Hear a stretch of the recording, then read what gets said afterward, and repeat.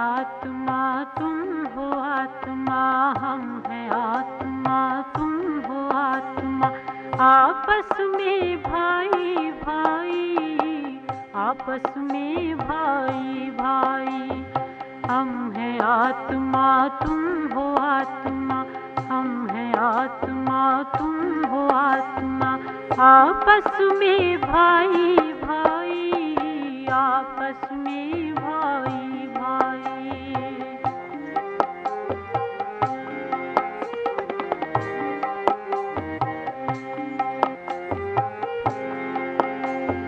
बाबा कहते पढ़ो पढ़ाई, नहीं किसी से लड़ो लड़ाई।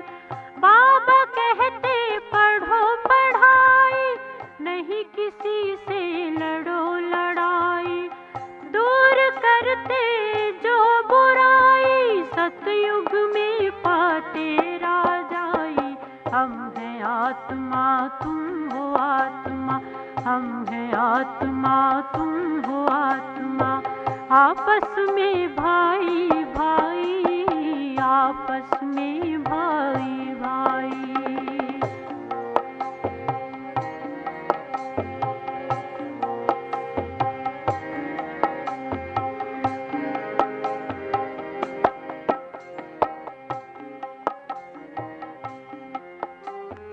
बुरा न सुनना, बुरा न कहना। ओम शांति। आज 29 अप्रैल 2021 ईश्वरीय महावाक्य है। बाबा कहते मीठे बच्चे, पावन बनो तो रूहानी सेवा के लायक बनेंगे। देही अभिमानी बच्चे रूहानी यात्रा पर रहेंगे और दूसरों को भी यही यात्रा कराएंगे। प्रश्न है, संगम पर तुम बच्चे जो कमाई करते हो यही सच्ची कमाई है, कैसे? बाबा कहते अभी की जो कमाई है वह 21 जन्म तक चलती, इसका कभी भी देवाला नहीं निकलता।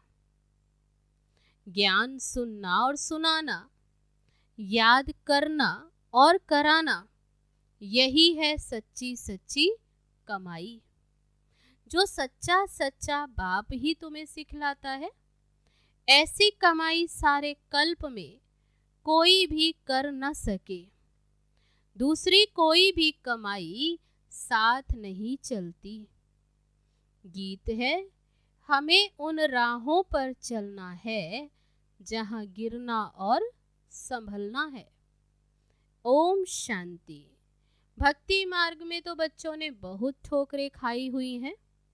भक्ति मार्ग में बहुत ही भगवान से यात्रा करने जाते हैं, रामायण आदि सुनते, ऐसे प्रेम से बैठ कहानियां सुनते हैं जो रोना भी आ जाता।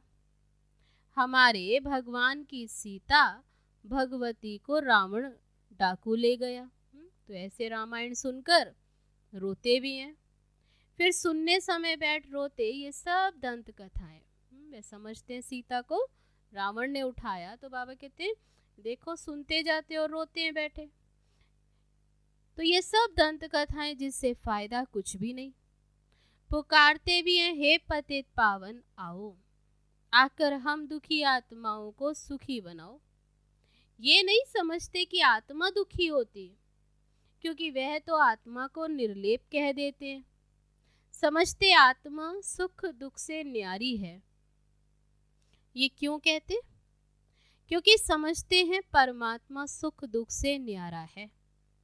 तो बच्चे भी फिर सुख दुख में कैसे आएंगे? ऐसा समझते हैं कि फिर बच्चे भी सुख दुख में कैसे आएंगे अगर परमात्मा सुख दुख से न्यारा है। तो बाबा कहते इन सब बातों को अभी तुम्हें समझाता हूँ, अभी तुम बच्चे समझते हो। इस ज्ञान मार्ग में भी कभी ग्रहचारी बैठती, कभी कुछ होता, तो कभी प्रफुल्लित रहते हो, कभी मुरझाया हुआ चेहरा रहता। ये होती है माया से लड़ाई। माया पर ही जीत पानी है। जब बेहोश होते तब संजीवनी बूटी दी जाती है। कौन सी संजीवनी बूटी? मन मना भव। भक्ति मार्ग में चहचटा बहुत है। देवताओं की मूर्तियों को कितना श्रृंगारते हैं, सच्चे जेवर पहनाते हैं। वे जेवर तो ठाकुर की प्रॉपर्टी हुई। जो पूजा आदि करते तो वे उनकी हो जाती है प्रॉपर्टी। ठाकुर की प्रॉपर्टी सो पुजारी व ट्रस्टी को ही जाती। तुम बच्चे जानते हो कि हम चैतन्य में बहुत हीरे जवाहरातों से सजे हुए थे।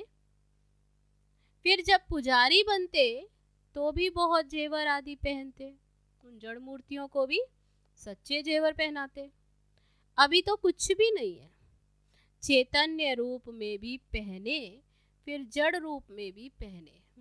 जब सतयुग में थे तब भी कितने जेवर पहने, फिर जड़ रूप में भी पहने। अभी नो जेवर, बिल्कुल साधारण। बाबा कहते मैं साधारण तन में आता हूँ, कोई राजाई आदि की ठाट बाट नहीं है। सन्यासियों के भी बहुत ठाट बाट होते। अभी तुम समझ गए हो बरोबर सतयुग में कैसे हम आत्माएं पवित्र थी, शरीर भी हमारे पवित्र थे। उन्हों का श्रृंगार भी बहुत अच्छा रहता है। कोई खूबसूरत होते हैं तो उनको श्रृंगार का भी शौक रहता है। तुम भी खूबसूरत थे तो बहुत अच्छे अच्छे जेवर पहनते थे। सतयुग में बाबा कहते तुम भी बहुत खूबसूरत थे, आत्मा सुंदर थी तो शरीर भी सुंदर, तो बहुत जेवर पहनते थे। हीरों के बड़े हार आदि पहनते थे। यहाँ हर चीज सांवरी है। देखो गौएं भी सांवरी होती गई। बाबा जब श्रीनाथ द्वारे गया तो बहुत अच्छी गौएं थी। कृष्ण की गऊ तो बहुत अच्छी दिखाते। यहाँ तो देखो कोई कैसे है, क्योंकि कलयुग है। ऐसी गौएं वहां होती नहीं। तुम बच्चे विश्व के मालिक बनते हो, तुम्हारी सजावट भी वहां ऐसी सुंदर रहती है। विचार करो, गौएं तो जरूर होनी चाहिए। वहां की गौओं का गोबर भी कैसा होता होगा, कितनी ताकत होगी। जमीन को खाद चाहिए ना, तो गोबर में भी कितनी ताकत होगी वहाँ। तो बाबा कहते खाद डाली जाती है तो अच्छा अनाज पैदा होता। वहाँ सब चीजें अच्छी ताकत वाली होती हैं। यहाँ तो कोई चीज में ताकत नहीं है। हर एक चीज बिल्कुल ही पावरलेस हो गई है। बच्चियां सूक्ष्म वतन में जाती थी, कितने अच्छे अच्छे बड़े फल खाती थी, सूबी रस आदि पीती थी। ये सब साक्षात्कार कराते थे। माली वहाँ कैसे फल आदि काट कर देते थे। सूक्ष्म वतन में तो फल आदि हो न सके। ये साक्षात्कार होता है। वैकुंठ तो फिर भी यहाँ होगा ना। मनुष्य समझते हैं वैकुंठ कोई ऊपर में है। वैकुंठ न सूक्ष्म वतन में न मूल वतन में होता, यहाँ ही होता है। यहाँ जो बच्चियां साक्षात्कार करती वह फिर इन आँखों से देखेंगी। जैसे पोजीशन ऐसी सामग्री भी रहती। जैसी पोजीशन तो बाबा कहते वैसी सामग्री। राजाओं के महल देखो कैसे अच्छे अच्छे होते। जयपुर में बहुत अच्छे अच्छे महल बने हुए हैं। सिर्फ महल देखने के लिए मनुष्य जाते हैं तो भी टिकट रहती है। खास वह महल देखने के लिए रखते हैं, खुद फिर और महलों में रहते। वो महल देखने आते हैं और खुद बाबा कहते वे अलग महलों में रहते। सो भी अभी कलयुग में, ये बात तो कलयुग की है। ये है पतित दुनिया। अभी अपने को पतित समझते थोड़े हैं। तुम अभी समझते हो। अभी तुम्हें तो ये नॉलेज आ गई। बाबा कहते समझ में बैठ आ गया। तो बाबा कहते अभी तुम समझते हो कि हम भी पतित थे, कोई काम के नहीं थे, फिर हम गोरे बनेंगे। वे दुनिया ही फर्स्ट क्लास होगी। यहाँ तो भल अमेरिका आदि में फर्स्ट क्लास महल है, परंतु वहाँ की भेंट में तो यहाँ कुछ भी नहीं है, क्योंकि ये तो अल्पकाल का सुख देने वाले। वहाँ तो फर्स्ट क्लास महल होंगे, फर्स्ट क्लास गौएं होती हैं, वहाँ ग्वाले भी होते हैं। श्री कृष्ण को ग्वाला कहते हैं। यहाँ जो गौओं को संभालने वाले हैं वे कहते हम गुजर हैं, ग्वाले कृष्ण के वंशावली हैं। वास्तव में कृष्ण के वंशावली नहीं कहेंगे, कृष्ण की राजधानी के कहेंगे। साहूकारों के पास गौएं होंगी तो गुजर संभालने वाले भी होंगे। ये गुजर नाम सतयुग का है, कल की बात है। कल हम आदि सनातन देवी देवता धर्म के थे, फिर पतित बने तो अपने को हिंदू कहला देते। पूछो तुम आदि सनातन देवी देवता धर्म के हो व हिंदू धर्म के हो? आजकल सब हिंदू लिख देते हैं। हिंदू धर्म किसने स्थापन किया? देवी देवता धर्म किसने स्थापन किया? ये भी कोई नहीं जानते। बाबा ये प्रश्न पूछते हैं, बताओ आदि सनातन देवी देवता धर्म किसने स्थापन किया? शिव बाबा ब्रह्मा द्वारा कर रहे हैं। अभी बाबा कहते कि पूछो, तो अभी बाप बताते कि शिव बाबा ही ब्रह्मा द्वारा ये स्थापना करते। राम व शिव बाबा की श्रीमत पर आदि सनातन देवी देवता धर्म स्थापन हुआ। फिर रावण राज्य होता तो विकारों में जाते, भक्ति मार्ग शुरू हो जाता, तब फिर अपने को हिंदू कहलाने लगते। अभी अपने को कोई भी देवी देवता कह न सके। रावण ने विशेष बनाया, बाप आकर वाइसलेस बनाते हैं। तुम ईश्वरीय मत से देवता बनते हो, बाप ही आकर तुम ब्राह्मणों को देवता बनाते हैं।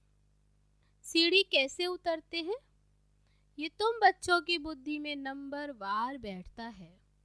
तुम जानते हो अभी मनुष्य आसुरी मत पर चल रहे हैं और तुम ईश्वरीय मत पर चल रहे हो। रावण की मत से सीढ़ी उतरते आए हो। 84 जन्मों के बाद फिर पहला नंबर जन्म होगा। ईश्वरीय बुद्धि से तुम सारी सृष्टि के आदि मध्य अंत को जान जाते हो। ये तुम्हारा जीवन बहुत अमूल्य है, इनकी बहादुरी है। बाबा कहते संगम युग का ये तुम्हारा जीवन बहुत अमूल्य है, जबकि बाप आकर हमको इतना पावन बनाते हैं। हम रूहानी सेवा के लायक बनते हैं। वह है जिस्मानी सोशल वर्कर जो देही अभिमान में रहते। तुम देही अभिमानी हो, आत्माओं को रूहानी यात्रा पर ले जाते हो। बाबा समझाते हैं तुम सतो प्रधान थे, अभी तमो प्रधान बने हो। सतो प्रधान को पावन, तमो प्रधान को पतित कहा जाता है। आत्मा में ही खाद पड़ी है, आत्मा को ही सतो प्रधान बनना है। जितना याद में रहेंगे उतना पवित्र बनेंगे, नहीं तो कम पवित्र बनेंगे। पापों का बोझा सिर पर रह जाएगा। बाबा कहते याद नहीं करेंगे तो पवित्र कैसे बनेंगे? तो याद कम तो पवित्र भी नहीं बन पाएंगे। बाबा कहते फिर सिर पर बोझा रह जाएगा।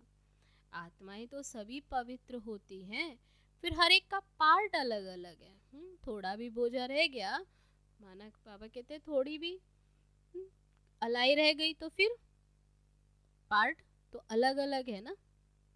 सबका एक जैसा पार्ट तो हो न सके, नंबरवार है। सबसे ऊंच बाबा का पार्ट है, फिर ब्रह्मा सरस्वती का कितना पार्ट है। जो स्थापना करता वही पालना भी करता, बड़ा पार्ट उनका है। पहले है शिव बाबा, फिर ब्रह्मा सरस्वती जो पुनर्जन्म में आते। शंकर तो सिर्फ सूक्ष्म रूप धारण करते, ऐसे नहीं कि शंकर कोई शरीर का लोन लेते हैं। कृष्ण को अपना शरीर है, यहाँ सिर्फ शिव बाबा शरीर का लोन लेते हैं। पतित शरीर पतित दुनिया में आकर सेवा करते हैं, मुक्ति जीवन मुक्ति में ले जाने की।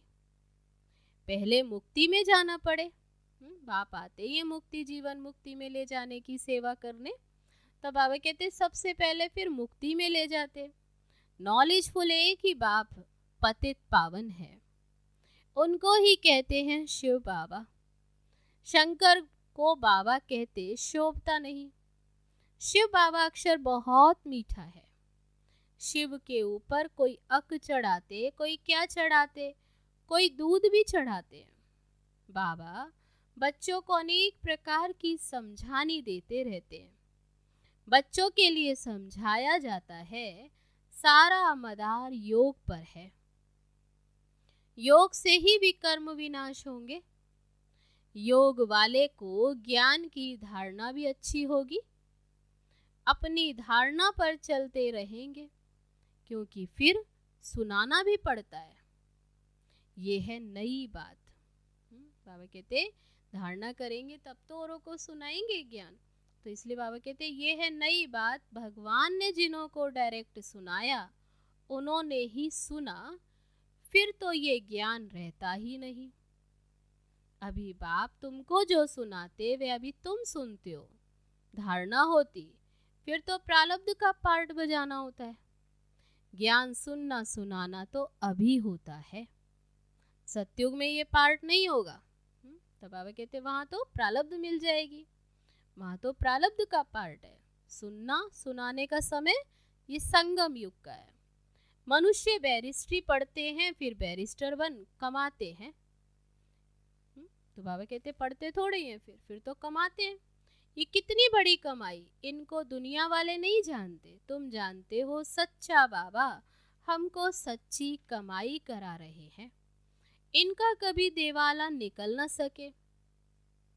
अभी तुम सच की कमाई करते हो, वह फिर 21 जन्म साथ रहती है। वह कमाई साथ नहीं देती। बाबा कहते वह कमाई साथ नहीं देती। कौन सी कमाई साथ देती? जो अभी तुम बाबा कहते जो अभी तुम कमाते हो, ये है सच की कमाई। ये साथ देने वाली है। ऐसी कमाई को साथ देना चाहिए। बाबा कहते ये कमाई साथ देने वाली है, तो ऐसी कमाई को साथ देना चाहिए। ये बातें अभी तुम्हारे सिवाय और कोई की बुद्धि में नहीं है। तुम्हारे में भी है, जो कोई घड़ी घड़ी भूल जाते। बाप और वर्षे को भूलना नहीं चाहिए। बस बात एक ही है। क्या बात है? एक बाप को याद करो। जिस बाप से 21 जन्म का वर्षा मिलता, 21 जन्म निरोगी काया रहती, बुढ़ापे तक अकाले मृत्यु नहीं होती। बच्चों को कितनी खुशी होनी चाहिए। बाप की याद है मुख्य। इसमें ही माया विघन डालती, तूफान लाती है। अनेक प्रकार के तूफान आते हैं। तुम कहेंगे बाप को याद करूं, परंतु कर नहीं सकेंगे। याद में ही बहुत फेल होते हैं। योग की बहुतों में कमी है। तो जितना हो सके योग में मजबूत होना चाहिए। बाकी बीज और झाड़ का ज्ञान कोई बड़ी बात नहीं है। बाबा कहते मुझे याद करो। मुझे याद करने से, मुझे जानने से तुम सब कुछ जान जाएंगे। याद में ही सब कुछ भरा हुआ है। स्वीट बाबा शिव बाबा को याद करना है। ऊंचते ऊंच है भगवान।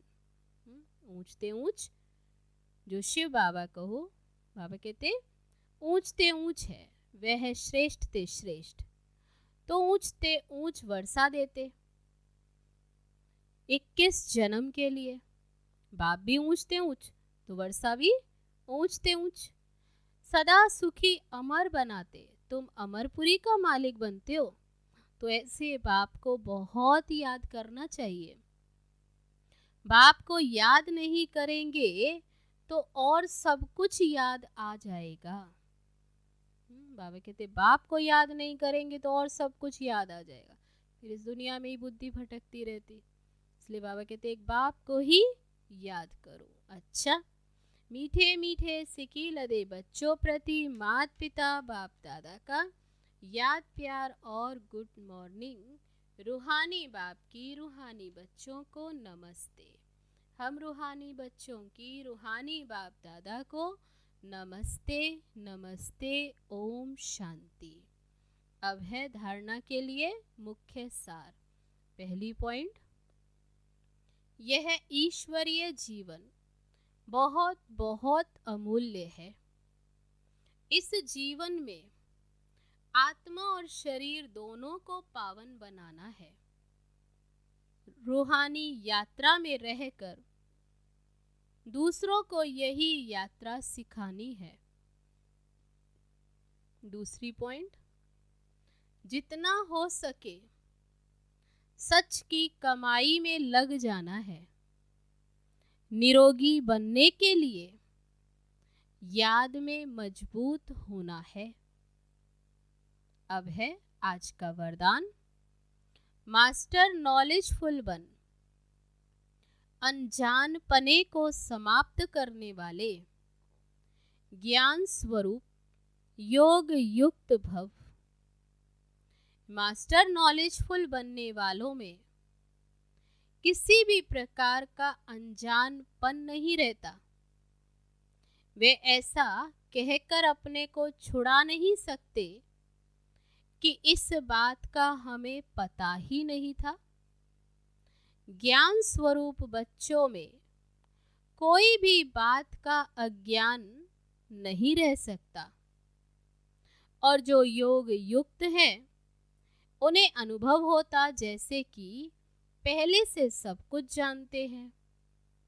वो ये जानते हैं कि माया की छम छम रिम झिम कम नहीं है। माया भी बड़ी रौनकदार है, इसलिए उससे बचकर रहना है।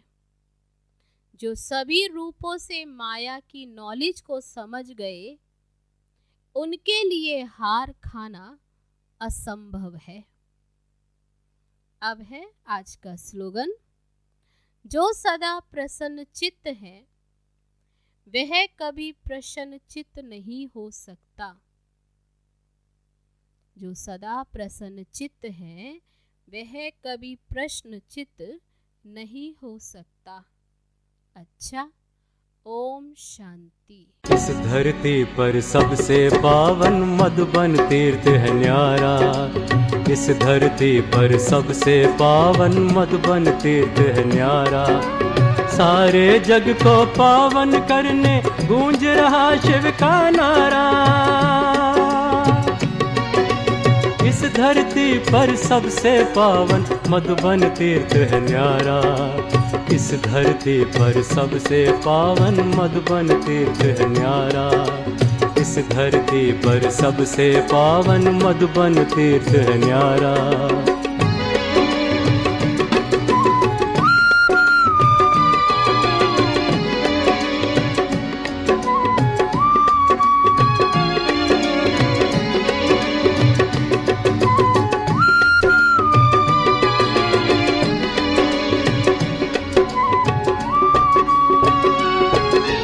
यहीं पे शिव ने ब्रह्मा मुख से ज्ञान की धार बहाई। यहीं पे शिव ने ब्रह्मा मुख से ज्ञान की धार बहाई। रूहों ने शिव से मिलकर अपनी प्यास बुझाई। इसके दिल को हर लेता है इसका आंगन प्यारा। इस धरती पर सबसे पावन मधुबन तीर्थ है न्यारा। इस धरती पर सबसे पावन मधुबन तीर्थ है न्यारा।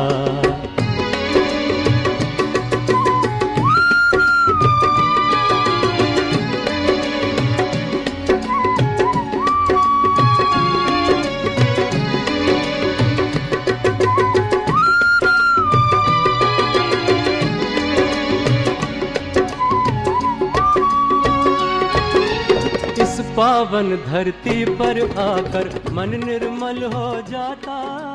इस पावन धरती पर आकर मन निर्मल हो जाता। दुविधा में फंसे प्राणी को